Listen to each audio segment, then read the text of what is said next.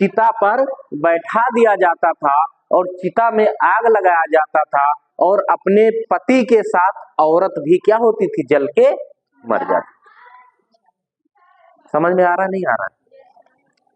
सती प्रथा में क्या होता था, जैसे आदमी मर गया औरत का, तो जब उसको हमारे गांव में क्या करते हैं, फूंकने के लिए लिए जाते हैं। क्या करते हैं?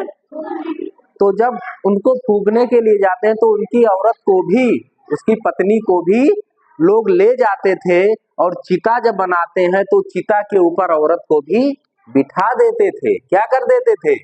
बिठा देते थे और चिता में आग लगा दी जाती थी और औरत भी जल के उसी में मर जाती थी, सती हो जाती थी। कभी कभी गांव में कहते नहीं, का बहनी सती हो जाती हूँ, कहते हैं ना, तो उसी को क्या कहते थे?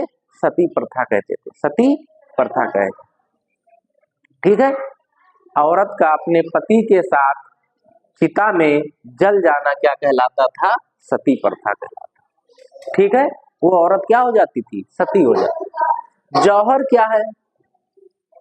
जौहर क्या है?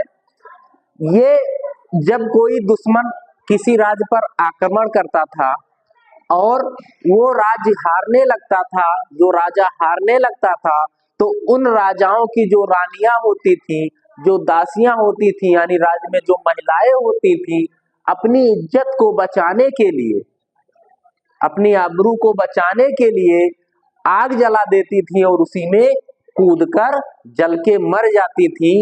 उसी को क्या कहते हैं? जौहर। क्या कहते हैं? जौहर कहते हैं। यानी वो इसलिए कूद जाती थी आग में कि दुश्मन उनको अपने घर उठा लेकर ना चला जाए। ठीक है, अपनी इज्जत आबरू बचाने के लिए वो जिंदा क्या करती थी? आग में कूदकर जल जाती थी और उसी को क्या कह दिया गया? जौहर कह दिया गया।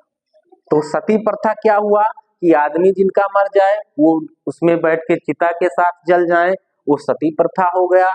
जौहर क्या हो गया? जब रानियां खुद अपनी इज्जत बचाने के लिए, आबरू बचाने के लिए आग में खुद जल जाएं तो उसको क्या कहते हैं? जौहर। आ गया समझ में? ये पद्मावती के साथ, रानी पद्मावती के साथ हुआ था। जब दुश्मन ने उन पर आक्रमण किया और राज्य को जीत लिया तो सोचा अब इनको हम अपनी बीवी बना लेंगे, तब इन्होंने क्या किया था?